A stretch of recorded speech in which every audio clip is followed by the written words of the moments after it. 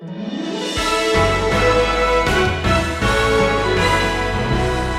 dónde provienen las leyendas y mitos sobre los ángeles? ¿Es posible que las supersticiones actuales sobre los ángeles nos alejen de la verdad que Dios ha revelado? Bienvenido a Sabiduría para el Corazón con el pastor Stephen Davey, en la voz y adaptación de Daniel Cuquín. Hoy seguimos con la serie Ángeles, Demonios y otros seres espirituales. En este episodio exploraremos algunas creencias erróneas sobre el mundo espiritual y veremos cómo la verdad bíblica nos protege de caer en supersticiones que nos desvían de lo que realmente importa, la palabra de Dios. Tome su Biblia y acompáñenos en este estudio titulado Rompiendo mitos y leyendas sobre los ángeles. Bienvenido. Cuando comenzamos nuestro estudio sobre los ángeles, mencioné que el interés en este tema no es nuevo o especial en esta generación. Por ejemplo, el libro apócrifo de Tobías o Tobit presenta a un ángel llamado Rafael, que dice ser uno de los 7 ángeles que están siempre presentes y tienen entrada a la gloria del Señor. Tobías 12:15. Por cierto, el libro de Tobías lo escribió un autor judío desconocido 200 años antes del nacimiento de Cristo. Entonces, tiene que ser bueno, ¿verdad? O sea, es tan antiguo, más antiguo incluso que la encarnación de Cristo. Permítame hacer una pausa y comentar sobre esto. Mire, que sea antiguo no necesariamente significa que sea verdadero o correcto. Escuche, antigüedad no es sinónimo de sabiduría. Puede que no sean más que viejas mentiras. Satanás es más antiguo que todas las distorsiones de la adoración al único Dios vivo y verdadero. Satanás es realmente antiguo, y de hecho, él es el primer mentiroso. Hoy en día no tenemos más que las mismas viejas mentiras, solo que en distintas formas, envases, métodos y creencias. La leyenda del libro de Tobías es un buen ejemplo de ello. Permítame volver a ese libro, donde estaba antes de que me interrumpiera a mí mismo. La historia cuenta que Tobit era un judío de una piedad excepcional, que vivía entre los exiliados a Nínive. Entre sus varias obras de caridad, él se encargaba de enterrar el cuerpo de cualquier judío asesinado con el que se encontrara. Una noche, su hijo Tobías le dijo que un judío había sido estrangulado y su cuerpo yacía ahora en la plaza del mercado. Tobit fue inmediatamente a ocuparse de la situación, y esa noche, ya que tocar el cadáver lo había hecho impuro, durmió afuera de su casa. Mientras se encontraba en el patio, Tobit fue víctima de un trágico giro de eventos. Le cayó excremento de pájaro en los ojos y se quedó ciego. ¿Qué le parece hasta ahora esta leyenda? Mientras tanto, una joven judía en la ciudad de Ecbátana, llamada Sara, tenía sus propios problemas. 7 veces se había casado y cada vez el demonio celoso Asmodeo había venido y había matado a su nuevo esposo en la noche justo antes de que pudieran consumar su matrimonio. Su reputación estaba arruinada. Sara no sabía qué hacer, así que, desesperada, oró por liberación y el ángel Rafael intervino. Resulta que Tobit, el judío ciego, tenía negocios en Ecbátana.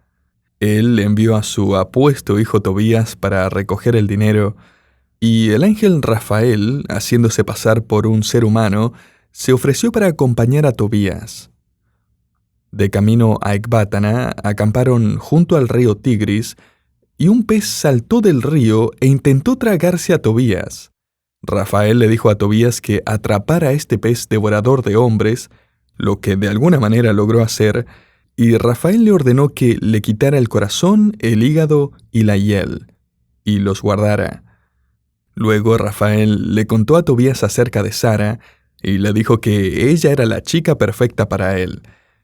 Tobías, sin embargo, había oído que ella había sido una atracción algo fatal para otros 7 hombres, así que se negó cortésmente. Rafael, sin embargo, lo persuadió de que ella realmente era una chica maravillosa y que Tobías podía vencer al demonio celoso con bastante facilidad.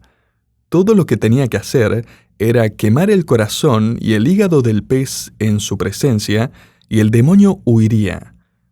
Entonces Tobías arregló casarse con Sara y, por supuesto, esa noche Asmodeo vino para acabar con él.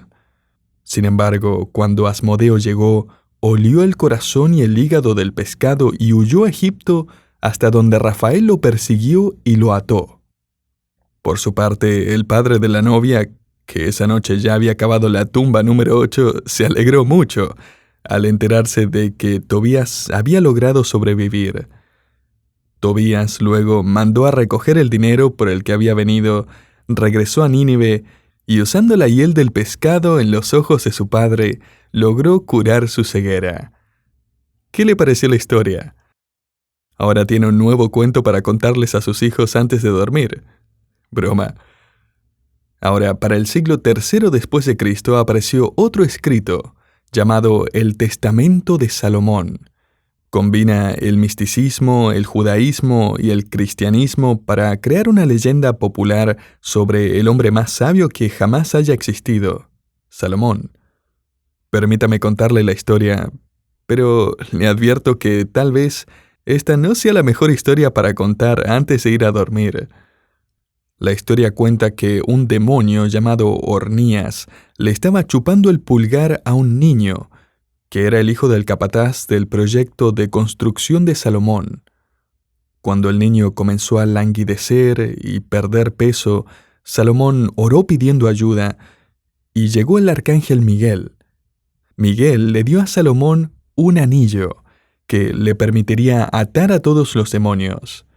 Fue con el poder de ese anillo que Salomón atrapó e interrogó al demonio Ornías y descubrió que Ornías podía transformarse en un hombre, en una criatura alada o en un león. Durante el interrogatorio, Salomón aprendió los nombres, signos astrológicos y poderes de los demonios, así como los nombres de los ángeles que podían derrotarlos. Entre los nombres de los demonios se encontraban Onoskelis, un demonio mujer que estrangula a los hombres. Salomón la capturó y la condenó a sentarse para siempre en la lanzadera de un tejedor y tejer cosas. Otro era Judal, que causa ceguera, pero huye cuando escucha las palabras Urel Judal. Otro demonio era Anatret, quien curiosamente le produce gases a la gente. No me lo estoy inventando. Y se aleja cuando la gente repite Araracharara. Puede intentarlo la próxima vez que tenga indigestión. Si funciona, no quiero saberlo. Bueno, la leyenda termina contando que Salomón se enamoró de una mujer sunamita, sacrificó 5 langostas a cambio de su amor, Dios se enojó, y Salomón perdió el control sobre todos los demonios y estos salieron de nuevo al mundo. Cuando se descubrieron los rollos del Mar Muerto, también se descubrieron varios rollos que enseñaban conocimiento supuestamente más profundo. Había un conocimiento secreto que involucraba días sagrados en el calendario y, por supuesto, detalles sobre los ángeles y el poder espiritual. Algunos de estos antiguos escritores creían que el descubrimiento superior era encontrar la manera de que sus almas atravesaran la barrera celestial y escaparan de la tierra. Los ángeles formaban parte importante en esta búsqueda de trascender. Es más, algunos hasta decían que Jesucristo fue un maestro ascendido que había logrado alcanzar ese conocimiento.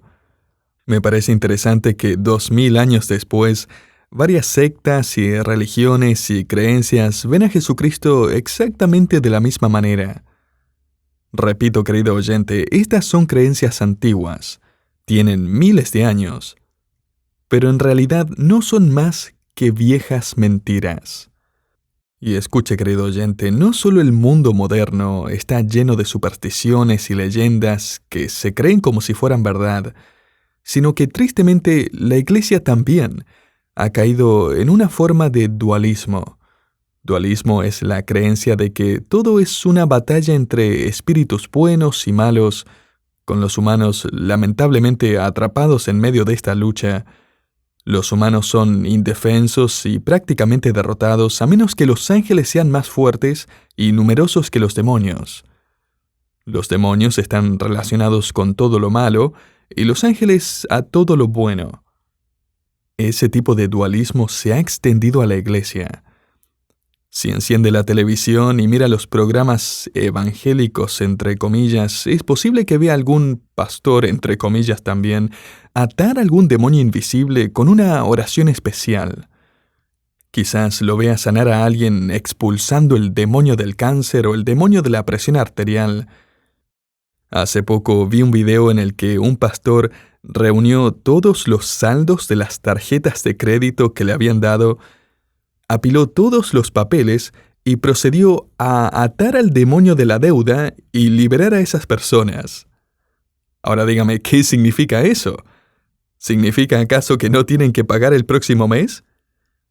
Eso es tan supersticioso como la creencia del siglo III de que un demonio es el que le causa indigestión. La palabra del Señor nos dice en Colosenses 2, versículos 6 al 10, «Por tanto, de la manera que habéis recibido al Señor Jesucristo, andad en Él, arraigados y sobreedificados en Él, confirmados en la fe, así como habéis sido enseñados, abundando en acciones de gracia. Mirad que nadie os engañe por medio de filosofías y huecas sutilezas, según las tradiciones de los hombres, conforme a los rudimentos del mundo, y no según Cristo, porque en Él habita corporalmente toda la plenitud de la deidad, y vosotros estáis completos en Él». O sea, no necesita un conocimiento secreto, no necesita la ayuda de los ángeles para sobrevivir, no necesita ser liberado del demonio de la pobreza. Como nos dice el versículo 10, estamos completos en Él. La palabra traducida completo se refiere a la plenitud del creyente, que tiene todas sus necesidades plenamente satisfechas por el Señor. Mire, el problema en la vida cristiana no es que necesitamos claves secretas para obtener más de Cristo. Ya tenemos todo en Cristo. El problema es que nosotros nos rehusamos a darle todo de nosotros, debido a nuestra terquedad, nuestro egoísmo, nuestra pecaminosidad. Si tenemos un problema con la tarjeta de crédito, no es por un demonio, es por el materialismo. No es culpa del diablo, es culpa nuestra. Culpar a los demonios no es más que una excusa espiritualizada para nuestros problemas. Hablaré más acerca de los demonios en otro estudio más adelante, pero por ahora le invito a que razonemos bíblicamente en este mundo de absurdos espirituales. Comenzaremos volviendo al momento de la creación, y en primer lugar vemos que la Biblia nos dice que los ángeles son seres creados. Mire lo que dice el Salmo 148, versículos 2 al 5. «Alabadle vosotros todos sus ángeles, alabadle vosotros todos sus ejércitos, alabadle sol y luna, alabadle vosotras todas lucientes estrellas, alaben el nombre de Jehová, porque Él mandó y fueron creados». El Evangelio de Juan, capítulo 1, versículos 1 al 3 nos dice: «En el principio era el Verbo, y el Verbo era con Dios, y el Verbo era Dios. Este era en el principio con Dios. Todas las cosas por Él fueron hechas, y sin Él nada de lo que ha sido hecho fue hecho». Y finalmente note Colosenses capítulo 1, versículos 16 al 17, donde dice: «Porque en Él, o sea, en Jesucristo, fueron creadas todas las cosas, las que hay en los cielos y las que hay en la tierra, visibles e invisibles, sean tronos, sean dominios, sean principados, sean potestades. Todo fue creado por medio de Él y para Él, y Él es antes de todas las cosas, y todas las cosas en Él subsisten. Estos pasajes nos están informando que todos los ángeles fueron creados por el Señor Jesucristo. Él fue el agente divino en la creación. En segundo lugar, la Biblia nos enseña que los ángeles fueron creados antes que las demás cosas, por lo que fueron testigos del maravilloso poder creador de Dios. Aprendemos esto en Job, capítulo 38, versículo 7, y me gustaría comenzar leyendo desde el versículo 4, donde dice: ¿Dónde estabas tú, Job, cuando yo fundaba la tierra? Házmelo saber si tienes inteligencia. ¿Quién ordenó sus medidas, si lo sabes? ¿O quién extendió sobre ella cordel? ¿Sobre qué están fundadas sus bases? ¿O quién puso su piedra angular? Cuando alababan todas las estrellas del alba y se regocijaban todos los hijos de Dios. Esa es una referencia a los ángeles que gritaron de alegría y cantaron en respuesta a los actos creativos de Dios. A todo esto me han preguntado si los ángeles tienen almas. La verdad es que no se nos dice específicamente, pero leemos que los ángeles exhiben las características que normalmente le atribuimos al alma, es decir, capacidad mental, emocional y de voluntad. En la primera carta de Pedro, capítulo 1, se nos dice que los ángeles están fascinados con la doctrina de nuestra salvación y que aún desean aprender sobre la redención. El versículo 12 dice que estas son cosas en las cuales anhelan mirar los ángeles. Ese versículo, entre otras cosas, nos deja saber que los ángeles son inteligentes, pero no son omniscientes. Es decir, no pueden leer su mente, no conocen el futuro, a menos que Dios se los revele. Sin embargo, son increíblemente inteligentes y han tenido varios miles de años para volverse aún más inteligentes. Los ángeles también fueron creados con emociones, que es otra propiedad que le atribuimos al alma. Por ejemplo, los ángeles se llenaron de gozo al ver los actos creativos de Dios, Job 38:7, adoran a Dios con asombro y humildad, Isaías 6:3, se regocijan cuando un pecador llega a la fe en Cristo, Lucas 15:10. Además, los ángeles fueron creados con voluntad propia. Tienen lo que los teólogos llaman autodeterminación, es decir, pueden elegir entre varios cursos de acción. De hecho, cuando miramos el registro de la caída de Lucifer, lo que haremos con más detalle en un estudio próximo, Lucifer dijo 5 veces: «Yo haré esto». Él decidió rebelarse, y millones de ángeles se fueron con él. Y esa elección de rebelarse confirmó su juicio. Según Mateo 25:41, ellos ya tienen garantizado un futuro eterno en el infierno. También Lucas 20:36 nos informa que una vez creados, los ángeles, tanto los santos como los caídos, nunca dejarán de existir. Son inmortales. La pregunta entonces es: ¿puede salvarse un demonio o un ángel? La respuesta es no. Los ángeles no se arrepienten ni son redimidos. Hebreos 2, del 14 al 18, deja en claro que la redención es para la humanidad, no para los seres angelicales. Ahora, los ángeles que eligieron seguir a Dios, al parecer más de 2/3 de ellos, también fueron confirmados en santidad. O sea, no fueron redimidos, pero fueron confirmados en santidad. ¿Y cuándo tomó lugar esta elección en el mundo de los seres angelicales? ¿Cuándo ocurrió esta gran rebelión?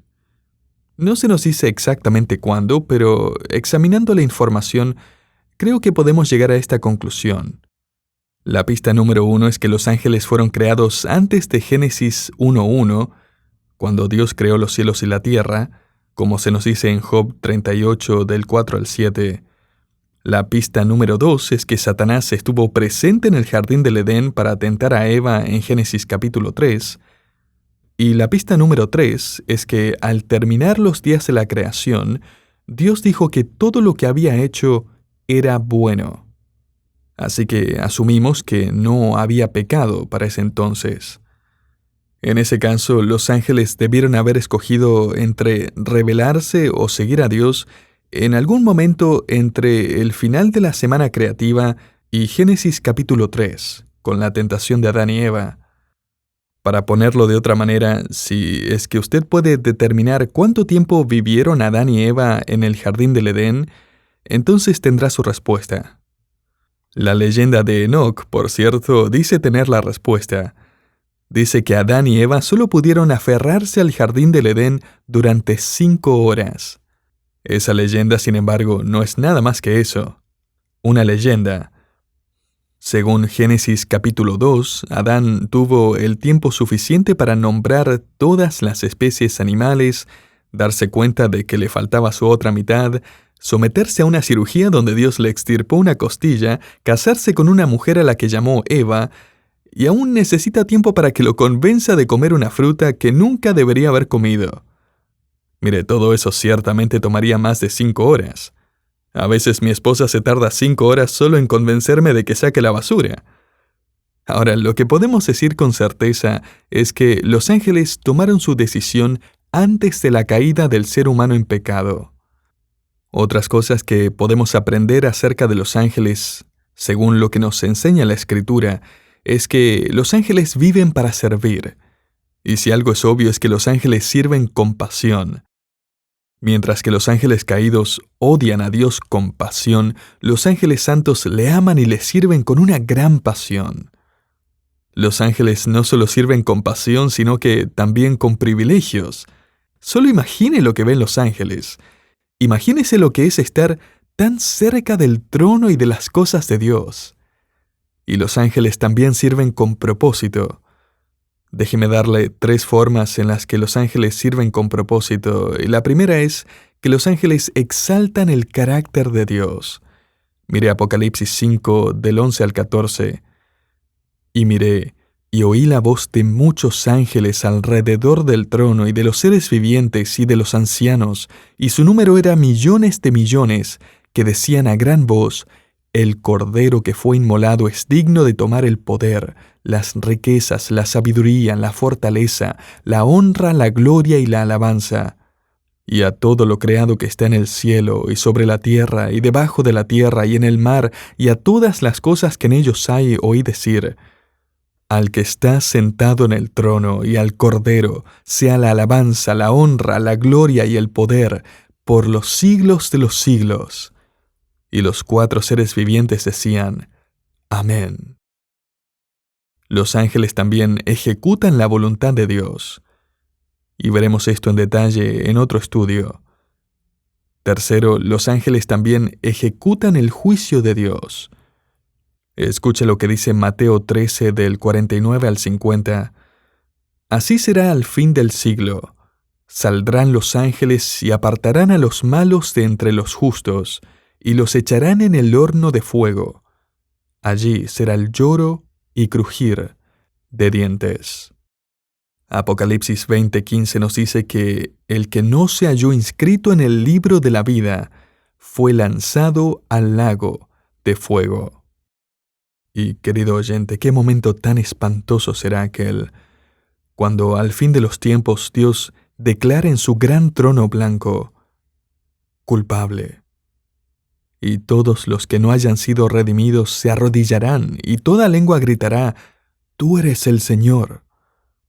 Y luego los ángeles se abalanzarán sobre los miles de millones de incrédulos de todos los tiempos, y los arrojarán al lago de fuego. Es por eso que si no lo ha hecho aún, ponga hoy su fe en el Señor Jesucristo para que le perdone de todos sus pecados, para que le redima con su sangre derramada en la cruz. Mientras llegamos al final de este estudio, hay 3 puntos que me gustaría que recordara cuando intente razonar bíblicamente en este mundo lleno de supersticiones y absurdos espirituales. En primer lugar, depender de la actividad de los ángeles es diluir el poder de Dios. El apóstol Pablo dijo: todo lo puedo en Cristo, que me fortalece, Filipenses 4:13. Contando su testimonio personal, escribió: Dios me ha dicho, bástate en mi gracia, porque mi poder se perfecciona en la debilidad. Por tanto, de buena gana me gloriaré más bien en mis debilidades, para que repose sobre mí el poder de Cristo. 2 Corintios 12:9. En segundo lugar, elevar el rol de los ángeles disminuye nuestra relación con Cristo, porque la Biblia nos dice: puestos los ojos en Jesús, el autor y consumador de la fe. Hebreos 12:2. La palabra traducida poner significa concentrarse, o sea, concéntrese en Jesucristo, no en los ángeles, los demonios, el mundo, sus necesidades, etc. Y en tercer lugar, la responsabilidad del creyente no es determinar qué historias son verdaderas, sino usar bien la palabra de verdad. Querido creyente, no hemos sido llamados a ser estudiantes expertos en leyendas. Hemos sido llamados a procurar con diligencia presentarnos a Dios aprobados como obreros que no tienen de qué avergonzarse, que usan bien la palabra de verdad. Y el versículo siguiente es muy interesante a la luz de nuestro estudio. Mas evita profanas y vanas palabrerías, porque conducirán más y más a la impiedad, y su palabra carcomerá como gangrena. 2 Timoteo 2, del 16 al 17. Se nos indica aquí que debemos evitar la vana palabrería, que significa literalmente sonidos vacíos. O sea, es una charla interesante, pero vacía. Como la palabrería del libro de Tobías y el testamento de Salomón. Es interesante, pero vacío. Así que manténgase cerca de la Biblia, estúdiela. Y al hacerlo, no solo descubrirá la verdad, sino que también estará protegido en contra de todo tipo de mitos y leyendas.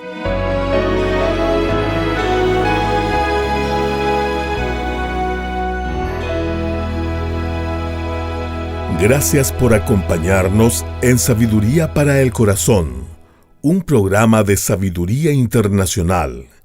Hoy aprendimos cómo la verdad bíblica sobre los ángeles nos ayuda a dejar atrás mitos y supersticiones que pueden alejarnos de la verdad de Dios. Este episodio titulado Rompiendo mitos y leyendas sobre los ángeles forma parte de nuestra serie Ángeles, demonios y otros seres espirituales. Si este programa fue de bendición para su vida, le invito a compartirlo con otros desde su plataforma de podcast favorita o desde nuestra página web, sabiduriaespanol.org. Allí también puede suscribirse a nuestro canal de WhatsApp y a nuestra lista de correo electrónico para recibir los últimos recursos y noticias de nuestro ministerio. Le esperamos en nuestro próximo episodio.